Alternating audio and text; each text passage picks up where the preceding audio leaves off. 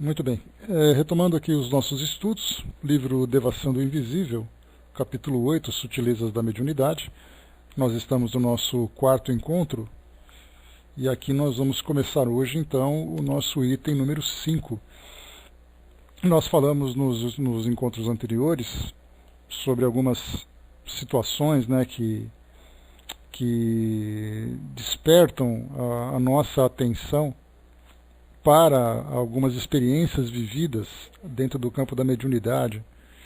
Então nós falamos no primeiro item sobre informações que os médiuns geralmente recebem no mundo espiritual ou mesmo observam no mundo espiritual, mas que encontram uma grande resistência para revelarem junto ao grupo mediúnico onde atuam, que muitas vezes até acabam sendo chamados de invigilantes, muitas vezes de fantasiosos, né, e acabam encontrando ali uma censura muito grande, dificultando a comunicação com o mundo espiritual, nesse sentido de trazer para nós revelações, de mais conhecimento sobre o mundo espiritual. Depois nós falamos sobre os médiuns que trabalham, né, junto às palestras espíritas, que precisam de uma sintonia muito bem estabelecida com o mundo espiritual, para não apenas terem ali a preparação prévia do estudo sobre os temas, né, que serão apresentados para nós, mas também durante o trabalho para que essa sintonia se mantenha ali, se mantenha constante, né, para receber ali as inspirações, as próprias orientações dos espíritos também. E caso o médium não consiga manter o equilíbrio, principalmente dentro do campo moral, essa conexão acaba sendo bastante problemática. No item no número 3, nós falamos sobre... Deixa eu pegar aqui rapidamente. No item número 3...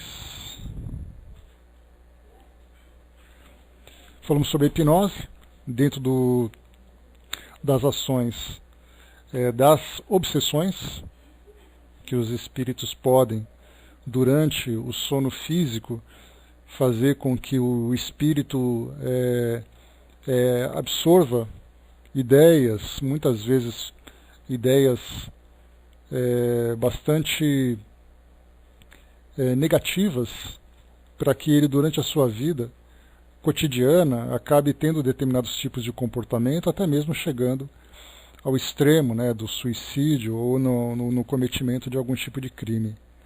E depois, no item número 4, Dona Ivone falava que durante situações comuns, onde ela saía para a rua para cumprir ali seus compromissos, ela eventualmente entrava num estado de transe, percebendo o mundo espiritual de uma forma bastante clara, paralelamente àquilo que ela vivia na sua vida comum. Então era uma experiência nova, que ela não conseguia compreender exatamente, e ela fecha exatamente com essa ideia que ela diz aqui para nós. Como classificar esse fenômeno, ou transe? Não sabemos. Apenas registramos o fato, afirmando a grande felicidade que fruímos nos momentos em que ocorrem, não obstante tratar-se de um estado algo penoso, pois são duas vidas que se entrecruzam num panorama duplo, né? E ela fala do prazer que é, exatamente porque a partir dessa emancipação, porque como nós falamos, não é uma dupla vista que se manifesta durante o momento em que ela caminha, mas ela percebe exatamente uma emancipação parcial junto com uma atividade que ela vem realizando. Então isso faz com que, não que ela se desconecte de uma vida física, da vida física, para poder perceber o mundo espiritual enquanto caminha na rua, mas ela faz as duas coisas ao mesmo tempo. E isso dá para ela oferece a ela, né, uma visão muito diferente daquilo que veria apenas através da visão do corpo físico, né? Então, olhar as cores, observar os objetos, então ela perceberia uma energia diferente, cores diferentes por se encontrar nesse estado, né? Vera, bom dia. Aqui então agora nós vamos para o item número 5. Esse item é o item número 5, 6 e 7, sendo que o 7 é bastante longo, não sei se a gente vai conseguir chegar nele hoje, mas caso consiga, a gente vai dando vai dividindo ele depois em partes para a gente desenvolver. Então aqui no item número 5, nesse sutileza da mediunidade, como a gente já viu, são experiências que a Dona Ivone vai trazendo para nós, vividas por ela ou por pessoas próximas. E aí então é interessante, né, esse tipo de estudo, porque ele vai ilustrando cada vez mais, obrigado, Regiane, vai ilustrando cada vez mais aquilo que tecnicamente nós estudamos no Livro dos Médiuns. Isso é interessante, principalmente para nós, né, ou para a maioria de nós que não é dotada da faculdade mediúnica. Então isso deixa a gente naquela condição de muita curiosidade, de querer conhecer um pouco mais, de saber como exatamente funciona, como experimenta isso cada médium. Então, felizmente, nós temos muitas publicações de médiums que falam sobre suas experiências, contam alguns detalhes de reuniões mediúnicas também, né? Algumas reuniões são transcritas e descritas também em livros, então faz com que a gente tenha a oportunidade de saber exatamente de que forma que isso é vivenciado pelas pessoas, pelo grupo e também até, né, por parte dos espíritos, de que forma que eles, qual é a perspectiva, né, que se tem da visão dos espíritos. E também contato com médiuns, né, de que são próximos ou conhecidos, que algumas vezes trazem para nós alguns relatos. Então simplesmente ler o Livro dos Médiuns, ele é muito interessante para o próprio médium, porque ali ele vai encaixar a sua faculdade, na sua faculdade, as explicações trazidas por Kardec, né, as observações, as orientações. Agora, para quem não é médium, né, a gente acaba conhecendo tecnicamente de que forma que a mediunidade atua, todos os campos e tudo mais, mas a gente não tem a oportunidade de vivenciar isso tudo. Então, lendo obras como essa, da Dona Ivone, ou outras tantas obras, né, de depoimentos pessoais ou das próprias orientações dos espíritos, a gente começa então a colorir um pouco mais esse desenho, né, que nós vemos da mediunidade.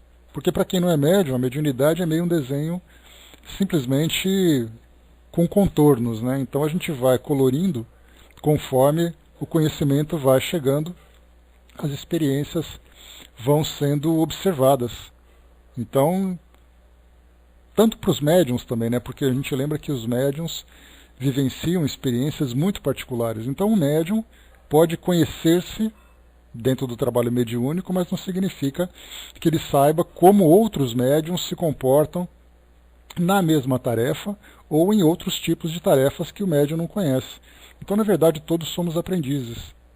E esses depoimentos, então, eles ilustram, colorem para nós esse aprendizado da mediunidade. O próprio Kardec também, de tudo aquilo que ele traz para nós na Revista Espírita, os artigos são muito interessantes, porque, mais uma vez, eles fogem daquelas questões técnicas trazidas no Livro dos Médiuns e começam, então, a trazer experiências vividas por pessoas comuns, né, que escrevem para Kardec. A gente viu ali algumas comunicações de uma carta que chegou, e aí Kardec analisa a carta, depois traz alguma explicação, vem a orientação dos espíritos, como por exemplo São Luís, que está sempre presente ali nas orientações, que era o presidente espiritual da sociedade, ou mesmo as experiências vividas pelos próprios médiuns que participavam do trabalho da sociedade.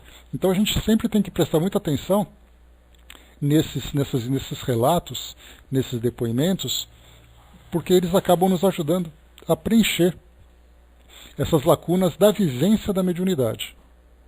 Então, mais uma vez, tecnicamente a gente conhece os aspectos, as características, mas a gente não sabe de que forma que as sensações surgem para o médium, de que modo que ele lida com tudo isso. Até porque é muito interessante que quando nós falamos em médiums, a primeira coisa que a gente pensa é o salão de uma casa espírita, ou uma sala de uma casa espírita, e ali o trabalho se desenvolvendo. E a gente não percebe no médium, não percebe que o médium, muitas vezes ele não se desconecta da mediunidade, né, durante a sua vida em sua casa, no seu trabalho. Quantas vezes, né, por exemplo, o próprio Divaldo comentava sobre isso, que durante o seu trabalho ele confundia encarnados com desencarnados, né? Outros médiums, Maíse Braga, por exemplo, de Brasília, comentava que andava pelas ruas e via ali crianças, pessoas transitando, né? Pois é, só que o detalhe, Vera, a gente sempre quando fala sobre médium, a gente acaba cometendo dois erros. Primeiro, a gente acha que só espírita é médium, que outras pessoas comuns de outros países, de outras religiões, de outras situações, não são. Não, nós estamos falando de médiuns espíritas. Primeiro erro. Segundo erro, a gente acha que o médium só é médium dentro da casa espírita. Então é muito importante para nós ampliarmos a nossa visão, sairmos das paredes das casas espíritas e olharmos aquilo que a doutrina espírita nos ensina para o mundo. Observar tudo aquilo que acontece nas situações mais comuns. Porque quando nós estamos aprendendo sobre a realidade do espírito, nós aprendemos sobre a realidade de todos os espíritos, não de um pequeno grupo. Porque é essa cultura que a gente tem. Não, você vai estudar mediunidade no centro espírita. E ele não percebe que a mediunidade tem que ser estudada continuamente, trabalhada continuamente, principalmente dentro do campo moral. Ele tem que se preparar continuamente. Então, por exemplo, eu comentei com vocês já sobre aquela prima famosa que vocês já conhecem de histórias, né? Que ela sempre trabalhava às sextas-feiras, às 7 horas da noite. Era o horário do grupo de desenvolvimento mediúnico, onde ela frequentava, lá na Comunhão Espírita de Brasília. E aí então, durante as sextas-feiras, ela passava o dia inteiro com o braço pesado, muitas vezes dolorido, o braço direito, porque ela era destra, para poder psicografar à noite. Então de manhã ela já sabia se por acaso teria ou não uma comunicação que viria através dela. Então ela comentava assim, meu braço está completamente morto, não dá nenhum sinal de vida aqui. Então ela já sabia que durante o trabalho ela estaria apenas como observadora. Se sentava à mesa, participava dos estudos, dos estudos prévios e tudo mais, mas simplesmente não psicografava nada. Quando chegava na sexta-feira de manhã, que o braço dela estava dolorido, sentindo aquele peso no braço e muitas vezes algum formigamento, ela tinha certeza que a psicografia ia chegar. Chegava à noite e não dava outra. Então a gente vê o quê? Que os médiums, se autoconhecendo, já conseguem exatamente determinar de que forma que eles vão lidar com essas experiências. A Vera colocou, né, estou impossibilitada de ir à casa espírita, pois mãe não está aceitando acompanhantes aqui, né?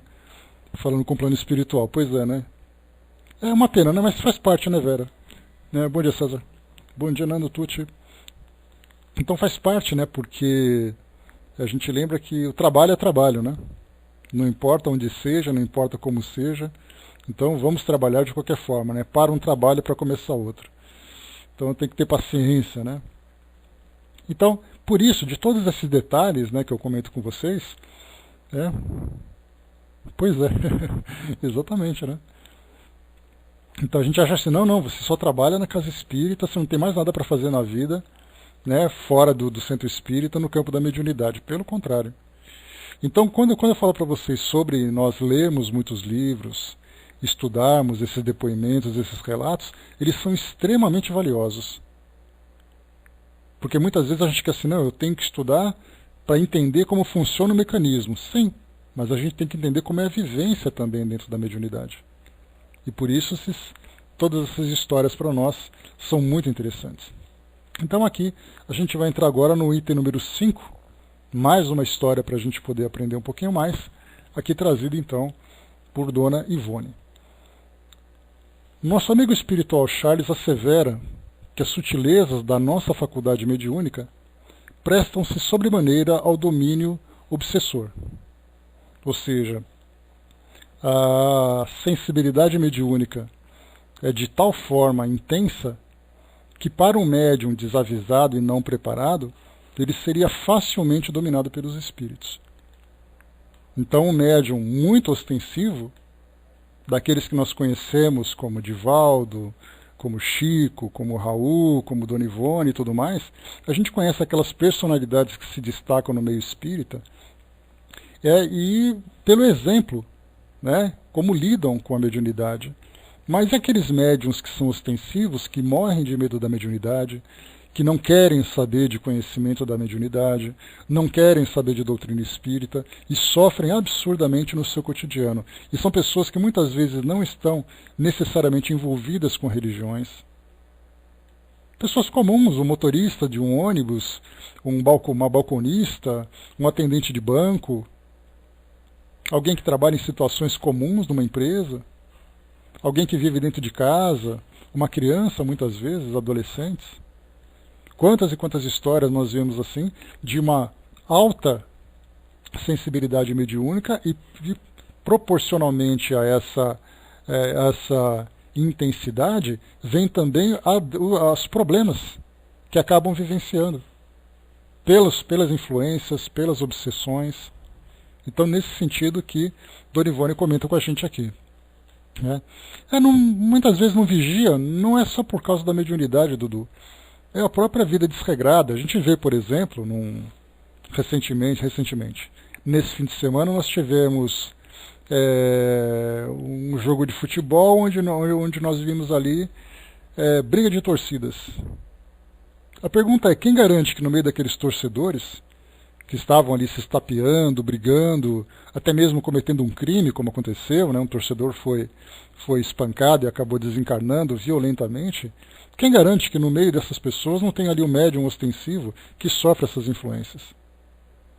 Então, como eu falei para vocês agora há pouco, a gente tem que lembrar sempre que quando se fala em mediunidade, nós falamos de seres humanos. Não importa onde ele seja. Dentre esses terroristas que promovem atentados, dentre esses grupos que cometem esses crimes contra a humanidade, nós temos ali médiuns. Algumas vezes ele não comenta porque o ambiente, a cultura, a crença que ele tem acabaria sendo para ele bastante problemática, então ele prefere aceitar o rótulo de loucura do que necessariamente lidar com grandes transformações. Sim, todos eles. Eu falei para vocês agora há pouco que cultura, religião, geografia, idade, mediunidade é mediunidade.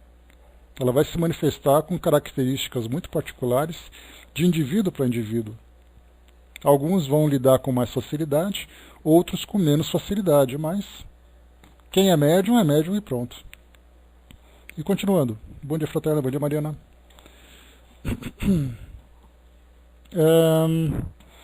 Estaríamos, portanto, irremediavelmente perdida para as tarefas deste mundo se, carregando tais particularidades mediúnicas, não tivéssemos nascido em ambiente espírita para, desde muito cedo, cultivarmos a faculdade à luz do Evangelho do Cristo e sob as diretrizes sadias do Espiritismo codificado por Allan Kardec.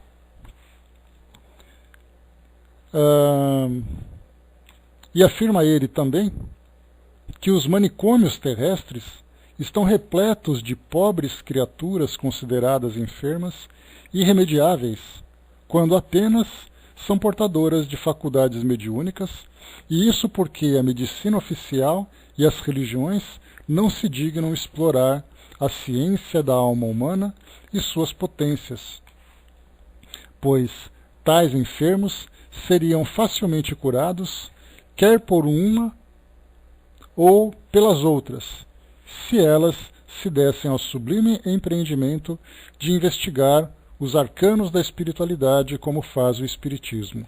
Aqui a gente já até comentou sobre isso, no livro, por exemplo, Loucura e Obsessão. Manuel Filomeno de Miranda, ele traz para nós ali, ele chama inclusive de nosocômio, os hospitais, dentro daquele vocabulário arcaico, da língua portuguesa aqui no Brasil. Então ele comenta exatamente isso, que são muitas as instituições, em especial nós temos aqui no Brasil vários hospitais psiquiátricos que são espíritas. Aqui próximo à minha casa tem aqui um hospital chamado Hospital Psiquiátrico João Evangelista, se eu não me engano o nome dele, que é um hospital espírita. Então nós vemos assim que, por que hospitais psiquiátricos espíritas e não uma pediatria espírita? Por que não um centro de traumatologia espírita? Por que necessariamente hospitais psiquiátricos? Vocês perceberam a particularidade desse detalhe? Exatamente porque dentro do campo da mediunidade, em que muitas pessoas são consideradas desequilibradas emocionalmente, ou pessoas que sofrem por distúrbios psiquiátricos e tudo mais, nada mais são do que influências da mediunidade. Daí então essas instituições acabam se formando exatamente para acolher esses doentes e ajudá-los no reequilíbrio dentro da compreensão e dos tratamentos oferecidos pela mediunidade. Então não que os outros problemas, né, o César trabalha no hospital psiquiátrico, então quer dizer, a gente percebe um hospital espiritualista, né, que acaba tratando exatamente dessas questões emocionais. Então nós vemos assim que, como foi lembrado por ela aqui, pessoas que são consideradas loucas, a gente lembra que loucura, né, são expressões antigas, né? Kardec mesmo falava sobre idiotia, sobre cretinismo, sobre loucura. Eram 3 termos utilizados naquela época que lidavam, né, que apresentavam genericamente distúrbios neurológicos, psiquiátricos e tudo mais. Hoje não, hoje nós já temos mais detalhes, né? Então temos uma pessoa que sofre de esquizofrenia, outro que sofre com depressão, outro que tem ali uma limitação intelectual, portador, né, de deficiência mental, né, ou pessoa com deficiência mental. Então, hoje nós conseguimos ali, a medicina começou a detalhar melhor e separar as coisas. Então, quando se falava em loucura, era uma ideia generalizada de alguém que passava por algum tipo de distúrbio desconhecido. E, eventualmente, esse distúrbio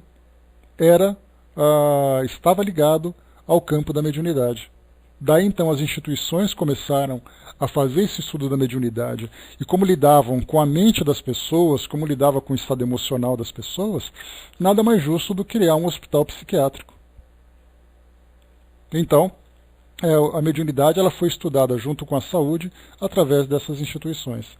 Então, mas é muito comum, são poucos hospitais que fazem isso, a psiquiatria continua ainda, né, abordando as questões da mente a partir da perspectiva terrena, né, do mundo físico, portanto tratando ali com terapêuticas, tratando com medicações e tudo mais, sem levar em consideração o elemento espiritual, né, e todas as particularidades ligadas ao espírito, como por exemplo a própria mediunidade, as questões anímicas, as influências que sofrem. Então nós entramos no hospital, né, para quem já teve a oportunidade de entrar num hospital psiquiátrico, a gente vê ali uma situação bastante degradante. Inclusive nós temos histórias no Brasil, né, como por exemplo o Juqueri, né, que nós temos. Aqui em São Paulo também temos um outro hospital psiquiátrico parcialmente desativado. Então vemos ali as histórias antigas de décadas passadas, onde nós vemos ali pessoas tratadas simplesmente nesses hospitais, considerados simplesmente como depósitos humanos. Pessoas nas situações mais deploráveis, simplesmente porque a ciência, ao mesmo tempo que não estava preparada para lidar com essas questões da mente, as pessoas, moralmente, as instituições, também não ofereciam o tratamento adequado, né, dentro dos serviços públicos que nós tínhamos. Então, por isso, né, a Dona Ivone chama atenção aqui para a visão que tanto as religiões como a ciência hoje têm da mediunidade. As religiões lidam com questões demoníacas, ou questões questões santas.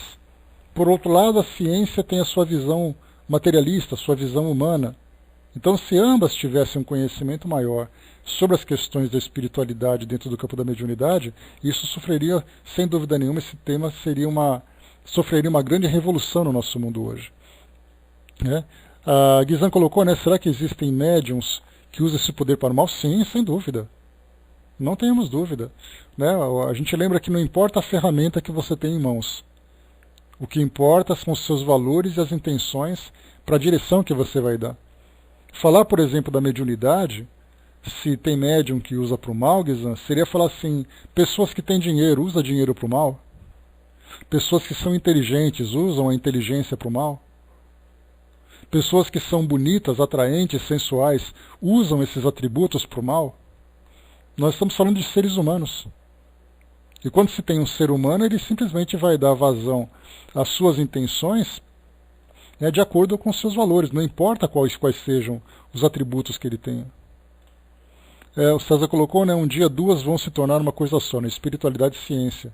Estamos muito perto disso, com a física quântica. Vamos aguardar para ver até que ponto o entendimento da física quântica vai ser aproveitado dentro do campo da espiritualidade, de que forma que a própria ciência também por esse caminho vai conseguir compreender um pouco mais sobre o mundo espiritual. Então é uma expectativa que nós temos, pelo que nós temos observado, as pessoas estão querendo acreditar no mundo espiritual, mas muito pouco interessadas em estudarem de fato, e consequentemente vivenciarem as transformações desse novo conhecimento. Vamos aguardar, O Braz lembrou ali também que no passado, a gente tinha ali a mediunidade, já era algo extremamente problemático pelas perseguições religiosas, principalmente, Então, a própria sociedade com muito preconceito com relação aos médiuns e a prática da mediunidade. Então, temos ali todas as dificuldades desse campo. E continua. Por isso mesmo,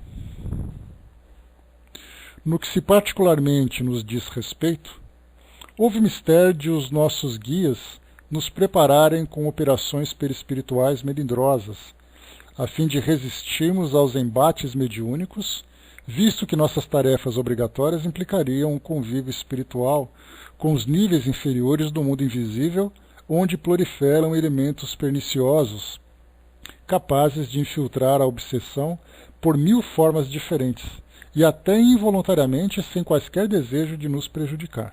Aqui vale um comentário mais específico, que quando nós falamos no início do capítulo anterior, sobre aquela questão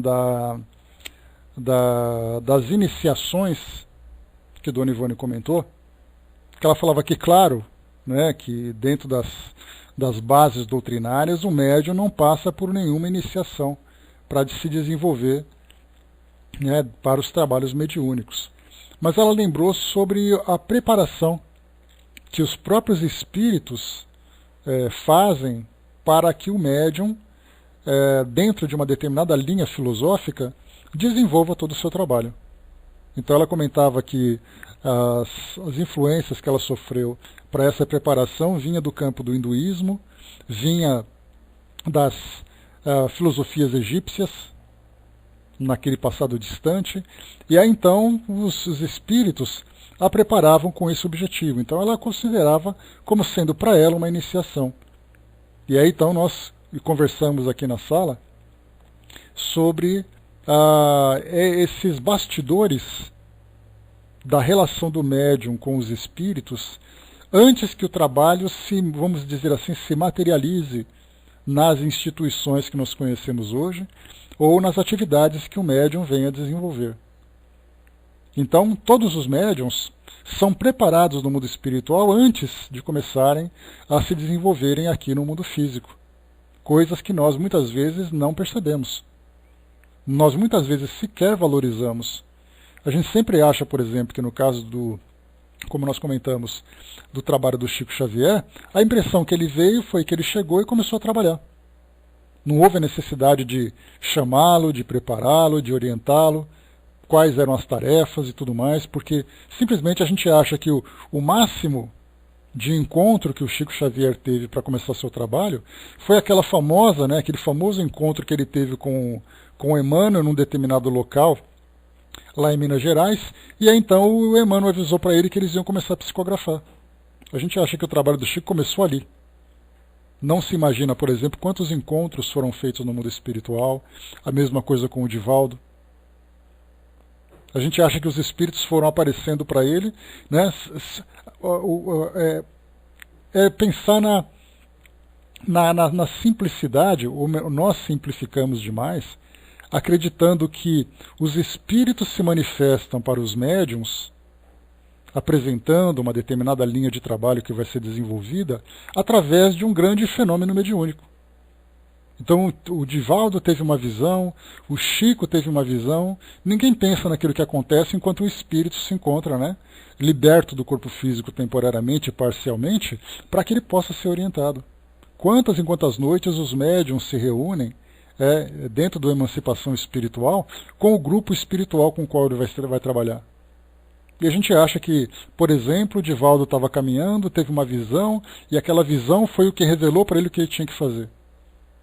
E as conversas de bastidores, que muitas vezes o médium não se lembra, exatamente por causa dessa dificuldade, né, de recobrar toda a memória, toda a lembrança daquilo que foi feito espiritualmente aqui durante o nosso estado de vigília.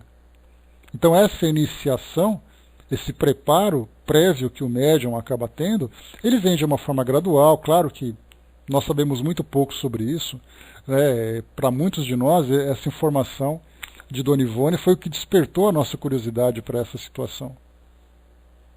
Então, muito bem, começou com esse preparo. Aqui nessa passagem que nós vemos agora, Dona Ivone comenta sobre tratamentos, intervenções espirituais para prepará-la para um trabalho que vai ser desenvolvido dentro dos campos inferiores do mundo espiritual. Então, ou seja, seria ali um tratamento preventivo, uma, entre aspas, vacinação espiritual, para evitar que todas os miasmas, né, como chama Joana de Ângeles, das energias espirituais inferiores afetem o médium. E como ela colocou, muitas vezes até sem a intenção. Não é o obsessor que vai chegar no médium e vai começar a influenciá-lo de uma forma a levá-lo a um estado de patologia, de loucura ou de autodestruição. Muitas vezes só o contato com essas energias já é o suficiente. Como no caso dela, por exemplo, ela lidava muito com suicidas. Dá para a gente ter uma ideia, um médium com alto grau de sensibilidade mediúnica, uma mediunidade ostensiva, sem nenhum preparo moral, sem nenhum conhecimento, e de repente começa a ter contato, entrar em sintonia com os suicidas? Dá para a gente ter uma ideia? Que as próprias casas espíritas têm um trabalho extremamente sério quando se lida com esse campo dos suicidas, dos obsessores, e não é todo médium que pode trabalhar com eles. Há um estudo profundo, há um estudo bem direcionado, e nós continuamos acreditando que todo esse preparo fica apenas na casa espírita. A gente acha assim, não, ele pode trabalhar lá com os suicidas e obsessores e tudo mais, porque ele estudou 2 vezes por semana na casa espírita. A gente acha que é uma preparação intelectual, moral, intelecto-material, que ele acaba vivenciando para lidar com tudo isso. E a gente não pensa em tudo aquilo que os espíritos fazem paralelamente a isso, e de uma forma contínua e intensa, para preparar o médium para que ele não sofra as influências do meio onde ele vai atuar. Então esse preparo prévio é de extrema relevância, e é exatamente aqui que ela começa, então, a contar que ela também passou por essa situação, quando ela lembra que, mais uma vez, nossos guias espirituais prepararem com operações perispirituais melindrosas. Essas operações nós percebemos mesmo de tratamentos espirituais, de cirurgias espirituais, a fim de registrarmos, de resistirmos aos embates mediúnicos. Então, pelo convívio que ela teria, e como ela coloca para nós aqui, né?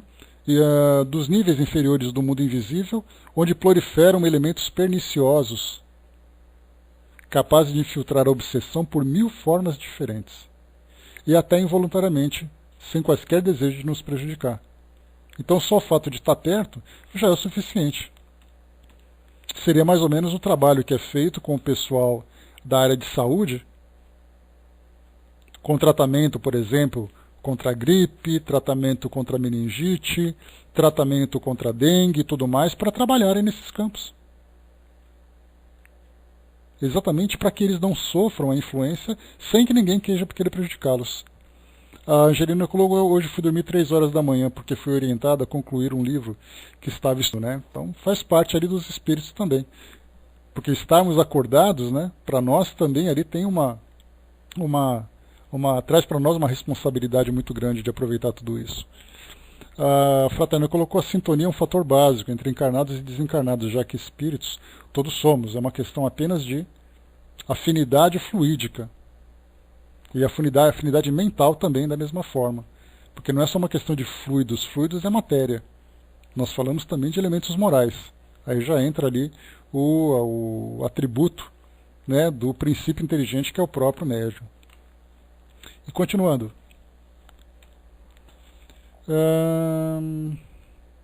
Tal operação perispiritual, inteiramente psíquica,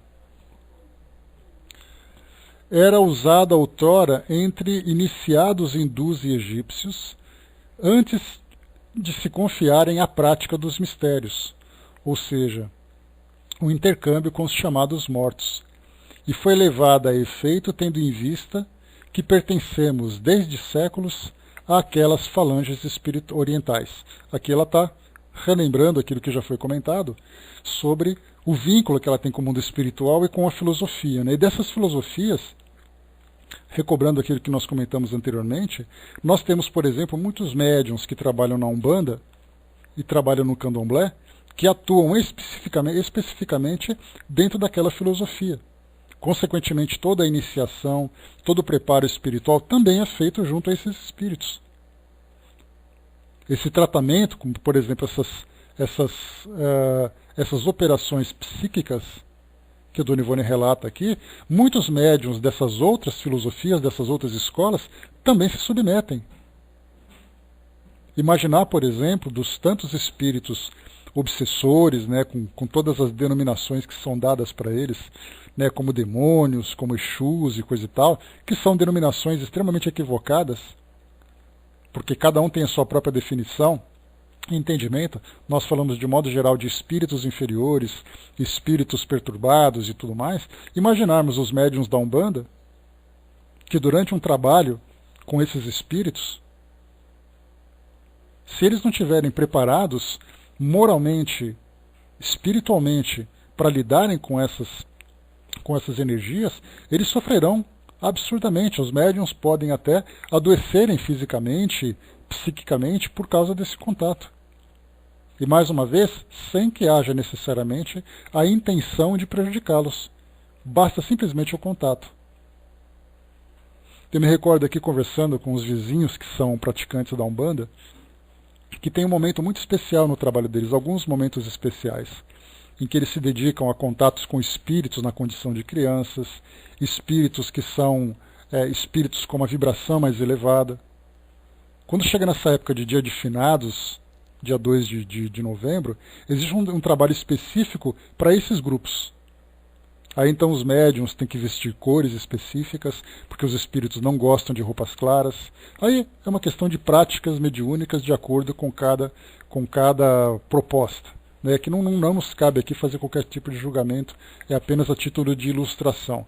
Mas dá para imaginar, por exemplo, que os espíritos preferem o preto, porque é uma cor mais voltada com as sombras, alguma coisa assim que traz aquele efeito psicológico sobre eles, mas dá para imaginar um médium, se ele não estiver preparado para isso, para lidar com esses espíritos. Aqueles que são chamados, em algumas obras que nós lemos, de espíritos absolutamente trevosos. Imaginemos como é isso, de que forma que aquelas energias atuariam sobre o corpo do médium, desarmonizando e desorganizando completamente, né, o seu equilíbrio fluídico, trazendo grandes prejuízos. Mas, independente disso, nós temos que ter alguém trabalhando. E esse alguém trabalhando, então, deve estar preparado. Continuando. Deixa eu pegar aqui de novo. Tá aqui. Assevera Charles, ainda, que por tudo isso, nós outros, os espíritas, deveremos empreender todos os esforços para difundir a doutrina espírita entre os homens sob o critério sadio com que o céu nola tem revelado, visto que somente ela estará em condições de resolver os múltiplos problemas que orientam a humanidade. Aqui uma orientação que ela traz para nós é muito relevante, porque ela fala da importância de difundirmos a doutrina espírita, principalmente para que tenhamos um conhecimento maior sobre essa realidade espiritual, especialmente, né, na área da mediunidade, para orientar todas as demais escolas. E como ela coloca para nós aqui, nessa última expressão aqui, ela coloca, visto que somente ela estará em condições de resolver os múltiplos problemas que orientam a humanidade. Quer dizer, alguém pode pensar assim, mas por que a doutrina espírita acha que só ela pode fazer isso? Aí nós temos que pensar de uma forma muito clara. Nós não estamos falando de uma religião. Nós estamos falando de uma filosofia que conseguiu, através de um método, estudar esses elementos de uma forma técnica. Então, muitas vezes, não se lê o Livro dos Médiuns por uma questão de preconceito religioso, e não por uma questão de, sim, vamos estudar. Felizmente, né, eu tive conhecimento de que muitas casas espíritas estão estudando o Livro dos Espíritos e o Livro dos Médiuns, não porque eles estão se transformando em espíritas, mas porque dentro do conhecimento técnico que é oferecido por essas obras, podem aprimorar e muito o trabalho que eles estão fazendo. A mesma coisa de evangelização com os médiuns, não necessariamente com o Evangelho segundo o Espiritismo, mas estudar os Evangelhos do Novo Testamento. Então, nesse campo da mediunidade, como a gente pode perceber, qual o livro que fala claramente sobre as experiências da mediunidade? Nós temos escritores, né? Se você vai a uma livraria, especialmente dentro ali das seções de livros esotéricos, né? Já que a doutrina espírita algumas vezes é classificada como sendo esotérica, né? Então corredores ali, prateleiras, né? De temas espiritualistas ou de temas religiosos, né? Cada uma dando uma denominação ali própria. Mas então nós vamos encontrar ali alguns pesquisadores que publicaram seus livros, falando, por exemplo, né, o Brás deve conhecer, né, Brás? Livro que fala sobre viagens astrais. Quantos livros são publicados assim? Ou então nós encontrarmos livros que falam sobre reencarnação. O Dr. Brian Weiss falava muito sobre isso. Então a gente pega assim os livros separadamente. Um livro que fala sobre técnicas de viagem astral, outros que falam sobre técnicas ou sobre regressão de memória e viagem e reencarnação. Aí nós temos o outro ali, por exemplo, se não me engano foi a Sheila MacLaine que escreveu aquele livro, não é Minha Vida na Outra Vida, é Minhas Vidas. Acho que é Minhas Vidas, o livro que ela escreveu, que acabou virando um filme, que inclusive eu tenho esse filme. E nesse livro ela mesma interpreta, né, a sua experiência, que ela fala sobre experiências pessoais que ela teve durante a sua vida, experimentando essas experiências espirituais. Experimentando experiências espirituais.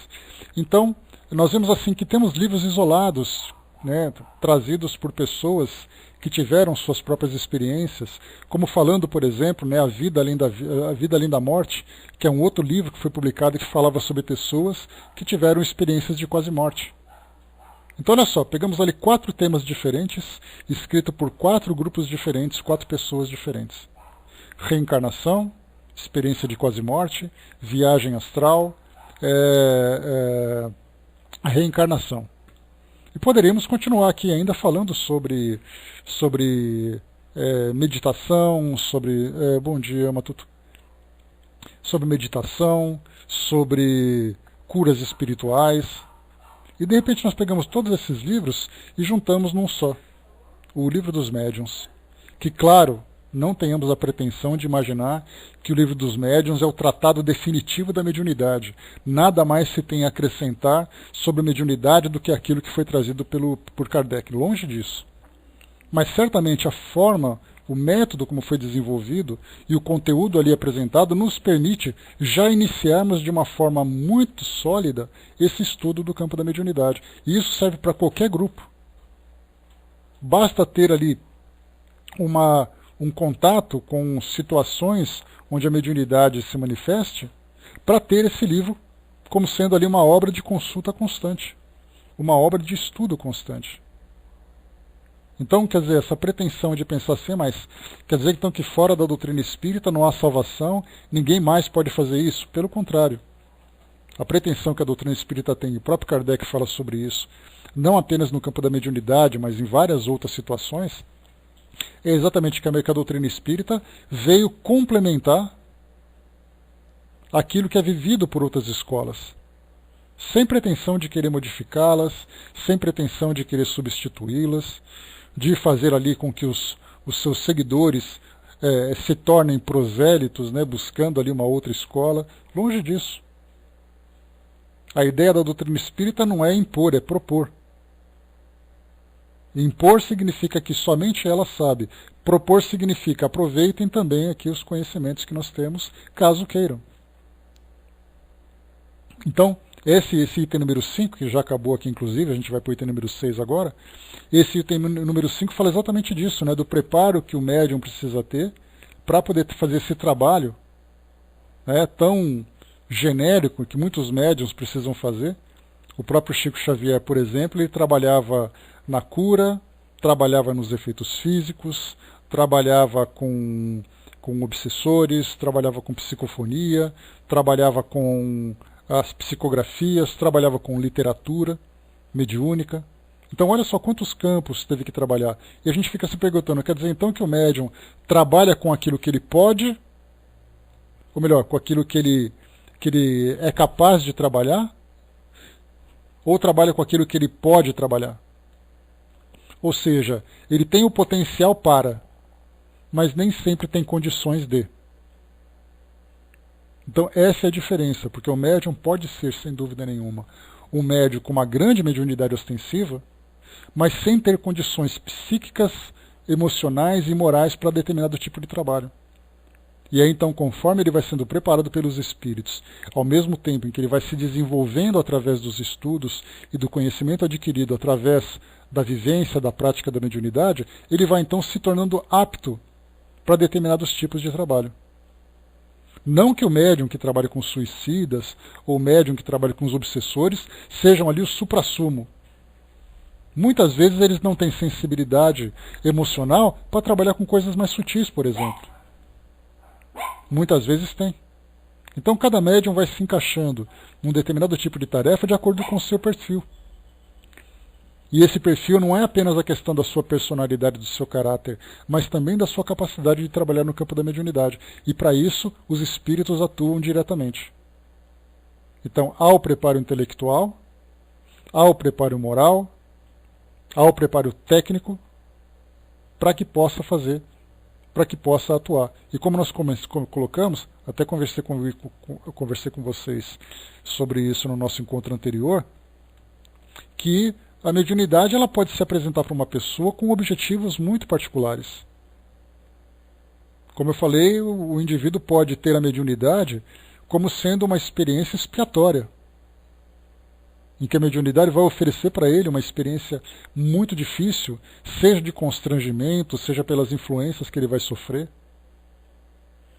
pelas restrições que ele precisa ter. Muitas vezes uma pessoa que tem uma vida completamente desregrada, ele opta, ou é oferecido para ele a mediunidade como sendo um elemento da sua reencarnação, para que ele possa ter limitações. Enquanto um tem diabetes, o outro é um cardiopata, muitas vezes o outro é um médium. Porque se ele se desviar do campo moral, ele vai sofrer absurdamente. Ele vai ter que andar na linha ali virando quase que um santo diariamente. Se ele pensar uma bobagem, se ele fizer uma bobagem, ele vai abrir campo mental para sofrer influências, enquanto ele fica constantemente sendo assediado. É a mesma coisa que acontece das tentações, vamos dizer assim, do campo moral. Para muitos médiums que têm essa mediunidade no campo da expiação, nós temos pessoas, por exemplo, que vivem o tempo todo convivendo com pessoas que se alimentam com gorduras, com açúcares e tudo mais, e a pessoa tem problemas digestivos e endócrinos extremamente graves. Ele vai ter que resistir a isso. Enquanto que outros, no campo da viciação. Então a mediunidade expiatória vem para isso muitas vezes, para provocar para ele algumas experiências lamentavelmente dolorosas, porque a expiação nunca vai ser prazerosa, como o próprio nome já diz. Outras vezes vem como uma prova em que é oferecida para ele a ferramenta e ele vai ter que utilizar aquela ferramenta como uma prova de caráter. Ele vai ter que se dedicar, ele vai ter que abdicar de muitas situações da sua vida cotidiana, da sua vida prática no seu dia a dia, abrir mão de prazeres e tal. É uma prova de caráter que ele vai ter. E outras vezes ele vai ter uma grande missão. E no caso dos missionários já vem com a mediunidade exatamente para uma tarefa designada. Então, mediunidade expiatória, provatória ou missionária. Pode isso vir de uma forma isolada, como também pode vir de uma forma conjunta. Assim como a própria, vamos pegar aqui um outro exemplo, a própria paternidade e a maternidade. Os espíritos dizem que sim, a paternidade e a maternidade são missões. Mas muitas vezes são expiações muito difíceis, quando isso traz para nós experiências com espíritos inimigos do passado. Outras vezes vem como uma prova muito difícil de dedicação, de abdicação. Então, para tudo isso, tem que ter esse preparo, né, do espírito, do próprio médium, para iniciar aqui a sua jornada terrena. A Magali colocou, né, criei meu filho na doutrina espírita. Toda quinta-feira fazíamos Evangelho no Lar e antes de terminar orávamos pelas pessoas com algum problema maior. Meu filho começou a frequentar a igreja mórmon e acabou se batizando nela. Acredita na reencarnação, mas me disse que a igreja mórmon é muito exigente com o jovem e consegue afastá-lo da vida fútil e materialista do mundo. Hoje está no Chile fazendo missão. Continuo espírita, mas admiro muito meu filho e a atitude dele. Independente da forma como o indivíduo se desenvolve espiritualmente, os fins justificam os meios, né, como já foi dito para nós pelos filósofos, né? Então, nesse campo, né, quando Maquiavel trouxe para nós esse pensamento, ele falava exatamente isso, que o objetivo principal de todos nós é crescermos moralmente e espiritualmente. E cada um vai escolher o caminho de acordo com aquilo que é mais interessante, né? Desde que a escolha seja uma escolha inteligente, seja uma escolha sincera, e não simplesmente uma questão de conveniência.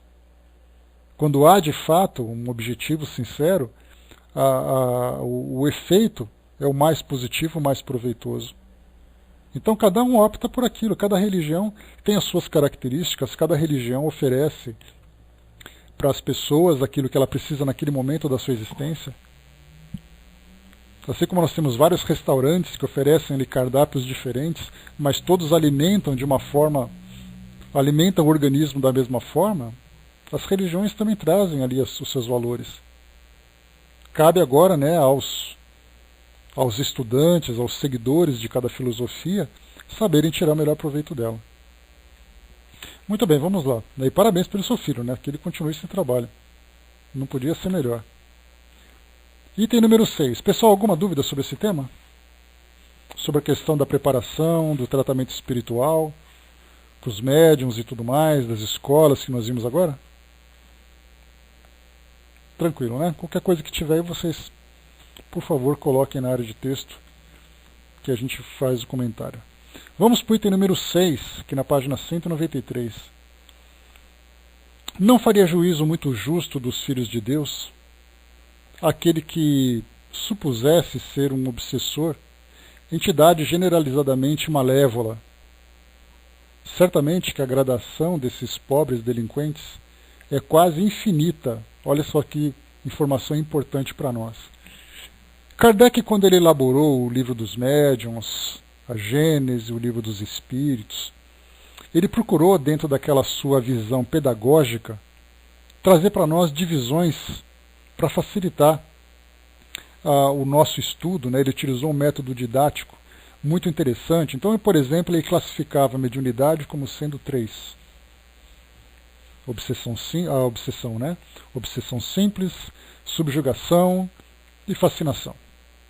Ele falava sobre a mediunidade, então ele foi classificando como psicografia, como psicofonia, mediunidade de cura e tudo mais. Então nós podemos perceber que Kardec, né, eu também tenho uma tendência muito semelhante a essa.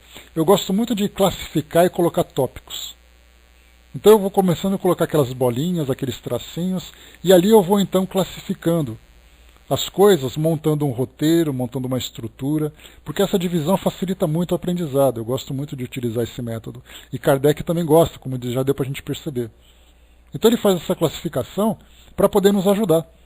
No Evangelho segundo o Espiritismo, quando fala sobre há muitas moradas na casa de meu pai, ou então lá no Livro dos Espíritos, quando ele classifica os espíritos, lá na pergunta número 100, então ele coloca como espíritos superiores, espíritos medianos, espíritos isso, lá no céu e inferno a mesma coisa, então ele vai classificando. Então essa classificação, é importante a gente lembrar, que ela não é uma classificação definitiva. Ela é simplesmente uma classificação genérica para nos ajudar, através dessa estrutura, a entender aquilo que existe no geral. Mas nós não podemos simplesmente imaginar que isso já é o suficiente para termos um conhecimento absoluto daquilo que existe no universo todo. Ele lembra muito que, algumas vezes, de uma situação para outra, não é apenas você passar de um ambiente para outro atravessando uma porta. Algumas vezes existe ali uma mudança, como se acontecesse do dia passando para a noite. O sol começa a diminuir, depois ele começa a se pôr, aí ao mesmo tempo do outro lado começa a vir ali aquela parte mais escura. E aí então a noite vai passando por dia depois, de uma forma muito lenta, de uma forma muito gradual. Então essa graduação, da mesma forma que acontece com as 7 cores do arco-íris, falamos sobre isso na semana passada, não é que são 7 cores, são 7 espectros, mas dentro desses espectros nós temos ali uma variedade muito grande. Entre o laranja e o vermelho, não é o laranja definitivo e o vermelho definitivo. Nós vamos misturando essas cores, chegando em tonalidades que muitas vezes poderíamos colocar como sendo infinitas. Hoje, os monitores dos computadores, como eu comentei com vocês, eles oferecem para nós milhões de cores. Milhões! A gente só imaginava ter 7. A mesma coisa acontece com as notas musicais. A gente acha que são 7 notas musicais apenas. Quem estuda música sabe que nós temos ali os mais altos, os mais baixos, com tons diferentes e tudo mais. Se fossem 7 sons apenas, 7 notas musicais, apenas da forma que nós conhecemos, nós não teríamos as orquestras, não teríamos ali as grandes melodias. Então imaginar que daquelas 7 notas nós conseguimos fazer essas belíssimas músicas que nós temos hoje. A mesma coisa acontece também, voltando agora para essa ideia dos temas estudados pela doutrina espírita, imaginarmos que nós só temos 3 tipos de obsessores. Não considerando o elemento humano, suas motivações, suas capacidades, aquele que influencia, aquele que é influenciado, onde, como, quando e porquê, nada disso é considerado quando nós estudamos friamente os elementos técnicos que são estudados pela doutrina. Então tudo aquilo que a gente tem em mãos apresenta para nós temas gerais para que a gente possa especificamente ir detalhando conforme as situações forem mudando. Pois é, ainda tem tudo isso, né, Zé? Então, como nós vimos agora há pouco, no item anterior, Dona Ivone, eu comentei com vocês antes de nós começarmos o estudo até, falei sobre a vivência da mediunidade por cada pessoa. Então, a mediunidade, tecnicamente, é daquele jeito. Só que cada médium vivencia a experiência do campo da mediunidade de uma forma muito pessoal. O médium mais confiante, o médium mais inseguro, o outro mais informado, o outro ainda completamente ignorante ou em fase de aperfeiçoamento. Um que tem essa religião, o outro que tem aquela, que vive essa cultura, que vive a outra. Olha quantos detalhes nós vamos ali juntando para perceber que a mediunidade não é simplesmente aquela matemática simples, ou então aquele desenho monocromático. Ele tem ali nuances que beiram ali ao infinito. Porque cada pessoa é um universo particular. E aquilo que aquela pessoa vive tem detalhes que somente ela vive que outras pessoas não vivem. Então aqui quando nós falamos sobre obsessões, ou sobre os obsessores, nós reforçamos aqui então mais uma vez. Certamente que a gradação desses pobres delinquentes é quase infinita. Caberiam num volume o estudo e a classificação dos espíritos obsessores, com quem temos tratado desde o início de nossas tarefas mediúnicas. Então só ela seria capaz de escrever um livro ou vários livros só dos espíritos que ela teve contato. Agora dá para a gente imaginar o Divaldo com a idade que ele tem, o Chico com a idade que ele teve, e com tantos outros médiuns que já tiveram anos e anos de vivência mediúnica, quantas histórias e quantos detalhes eles poderiam relatar particularmente. Continuando. É possível que existam aqueles verdadeiramente réprobos, que há séculos permanecem nas sombras do invisível, incapacitados até mesmo de se comunicarem mediunicamente, cuja truculência vibratória aniquilaria um médium, se dele se aproximassem. Não os vimos jamais, porém. Até o presente, o mais pernicioso obsessor que conhecemos, aqueles que nos chegou a apavorar, do qual fugimos apavorida, em corpo astral, foi certa entidade que perseguia uma doente obsidiada, internada em uma casa de saúde espírita em Belo Horizonte, em Minas Gerais. Apresentava-se trajada com hábito religioso, inteiramente negro, parecendo tratar-se de uma ex-freira, pois fora mulher quando encarnada. Então só essa história já deu aquela arrepiada na espinha, né? Então quando a gente pensa naquela loira do banheiro, né, daquelas histórias que são contadas, né, nas lendas urbanas que nós ouvimos falar, daquela visão de alguém que aparece num cemitério, numa casa assombrada, tudo isso é matinê, parque de diversões, se comparado com aquilo que ela relatou para nós agora. Então, quer dizer, da pior espécie de obsessor que ela teve a oportunidade de ter, foi esse. Mas o detalhe que ela contou para nós aqui, que no mundo espiritual nós temos ali entidades que simplesmente não se aproximam do nosso campo vibratório. Porque se aproximassem, causariam, sem dúvida nenhuma, uma perturbação quase que descontrolada. Então não são todos os espíritos que podem se comunicar. Muitas vezes nós temos um obsessor que, se por acaso ele se encontra aqui presente, é porque ele está vinculado com os problemas, com as histórias, com as situações do mundo em que ele viveu. Mas abaixo dele nós temos ali, abaixo, entre aspas, né? Fazendo aí uma localização geográfica para facilitar o nosso entendimento.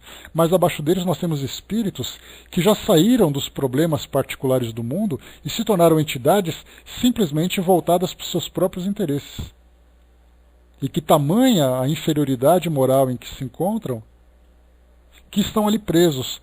Nós já tivemos ali, para quem já leu sobre isso, eu só trago isso a título de ilustração, então por favor não levem isso como um tema doutrinário, né, para o nosso debate, mas muitas vezes nós já ouvimos falar em dragões, em algumas obras. Vocês já ouviram falar? Dragões que se encontram ali presos nas entranhas da terra. Essa é uma interpretação que aqueles médiuns ou aqueles espíritos que publicaram essas obras dão para essas entidades que se encontram impedidas.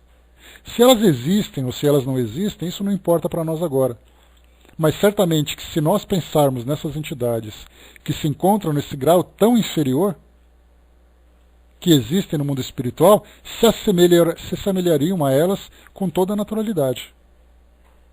Então o que nós vemos nas reuniões mediúnicas, nas histórias que são contadas, são aquelas entidades das mais perversas dentro de um grau permitido aqui para o nosso mundo material. Mas e aquelas que não são? Se a gente não consegue imaginar como são os espíritos mais puros, porque a nossa imaginação não alcança, exatamente porque nós não temos uma referência aqui entre nós, né? Quando se fala sobre anjos, a interpretação de anjos que nós temos é aquilo que as nossas histórias humanas, que os nossos livros trazem, porque os filmes produzem e tudo mais. São aqueles indivíduos com luminosidade, com uma beleza física, com uma bondade e tudo mais. Mas ainda assim está muito aquém da bondade definitiva, daquele amor incondicional, daquela afinidade direta com Deus. A nossa inteligência não consegue alcançar, pelo fato de nós não termos essas referências de um modo prático no nosso dia a dia. Tudo fruto da nossa imaginação, e uma imaginação muito limitada ainda. A mesma coisa acontece do lado oposto. Daquelas entidades mais perversas, o que a gente pode imaginar são os demônios, é o próprio diabo e tudo mais, mas ainda assim limitado pela nossa imaginação, pela nossa incapacidade, porque nós nunca vivenciamos isso. Nunca tivemos ali o prazer absoluto da felicidade plena, como não tivemos também a dor absoluta da maior infelicidade. Tudo aquilo que nós vivemos se encontra nessa faixa de existência do nosso mundo físico. Eu posso ser feliz quando eu acabo de ganhar na loteria, para uns, ou quando ele se casa, ou quando nasce um filho, ou quando ele encontra o amor da sua vida. Ou quando ele se encontra desesperado, ou quando ele sofre demais. É o máximo que a gente consegue ir. Então ele é aquele pontinho de 1 centímetro num universo de bilhões de quilômetros. A gente só consegue ver ali 1 centímetro. E a gente já acha que é muito. Vamos acelerar um pouquinho aqui, só para pegar esse trechinho. Então vemos aqui uma ex-freira, pois fora mulher quando encarnada. É uma particularidade entrevista em nosso longo tirocinto mediúnico. Os obsessores, deixa eu começar de novo aqui, que é uma expressão antiga, né? É singular uma particularidade entrevista em nosso longo tirocinto mediúnico. Os obsessores, que quando encarnado foram mulheres, são profundamente mais endurecidos, odiosos e terríveis do que os que foram homens. Por quê? Ainda não logramos esclarecimentos. Será porque seja a mulher mais irremediavelmente atingida quando ofendida do que é o homem?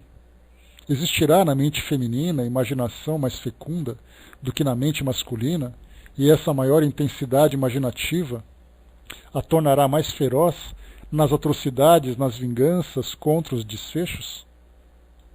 Eis um campo para interessantes investigações psicológicas espíritas. Bom, aqui, tirocinto que estava aqui, mas tirocínio, né? Mas aqui fica em aberto, então, essa questão. Que características as mulheres têm de se tornarem, tá? Bom trabalho, Matuto. Né? De se tornarem as perseguidoras mais obstinadas? Seria porque talvez sejam mais sensíveis emocionalmente e, consequentemente, se machucam com mais facilidade? Estou especulando, porque nem ela sabe, né?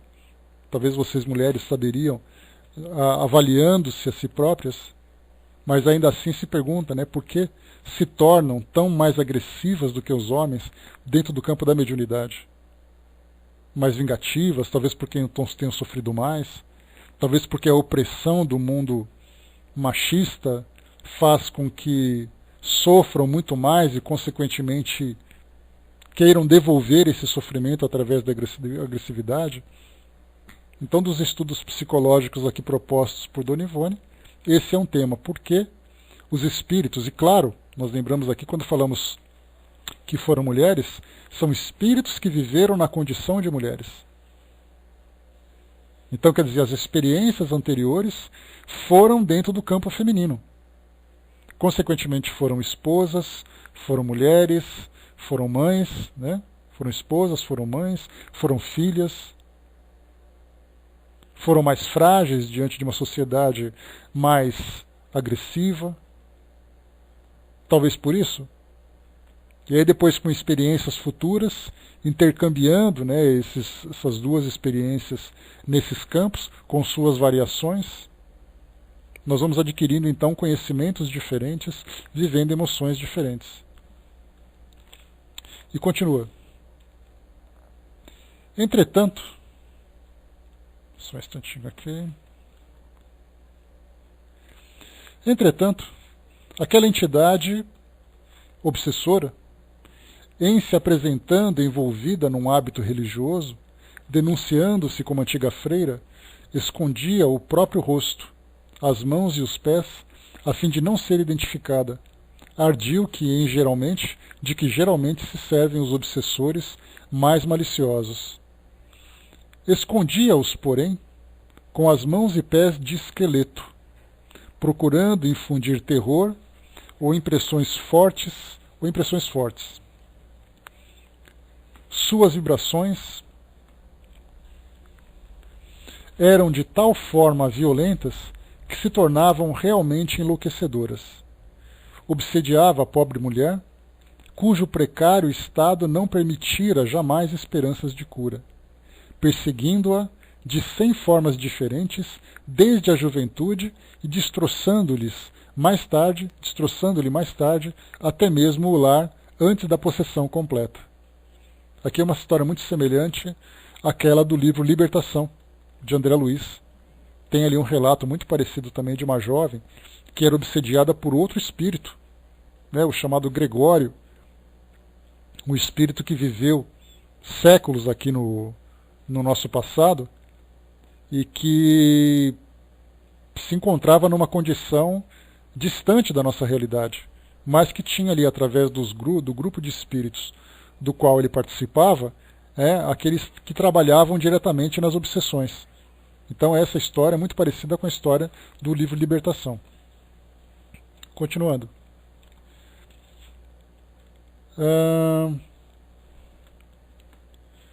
Penalizada ante a provação da pobre irmã obsediada, oramos a seu benefício, ao termos notícia do seu drama, sem contudo procurar visitá-la em seu hospital, visto sermos proibida pelos mentores espirituais de visitações aos manicômios.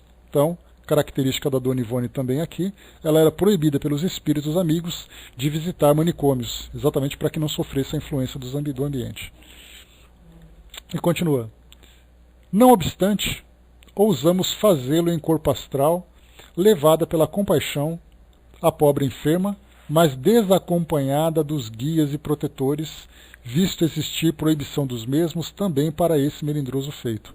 Aqui, desacompanhada dos guias e protetores, se encontra em negrito, em destaque, para mostrar que ela fez isso, né, motivada pela rebeldia, né, que ela tinha ali com algumas coisas. Avisando-nos, porém, a obsessora enfureceu-se, investindo contra nós e perseguindo-nos em correria desabrida, obrigando-nos a uma fuga espetacular, e somente nos abandonou quando, já despertando da letargia do transe, elevamos o pensamento em prece, na súplica de socorro a nosso próprio benefício e a benefício dela mesma. Parece que tais espíritos perdem de vista o médium ao cessar o transe mediúnico, nos casos que obedeçam àquela modalidade. Né? Então, mais um relato interessante aqui. No dia imediato, dissemos a um familiar da obsediada: dominada por semelhante obsessor, a pobre irmã não se curará jamais. Pois bem, falharam as nossas previsões.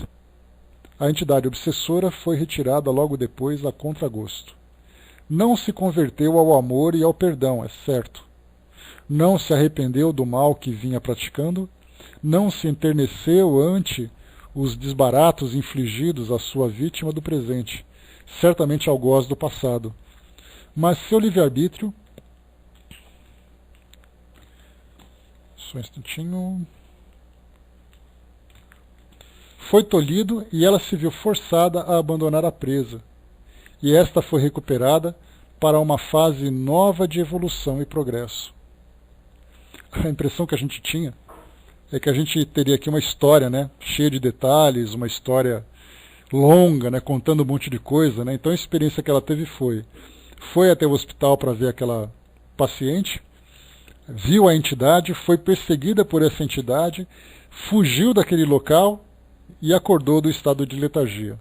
Esse foi o máximo de contato que ela teve com aquele espírito, o suficiente para provocar nela, né, um terror que ela memorizou ali por toda a sua vida, né, a pior entidade com a qual ela se deparou. E continua.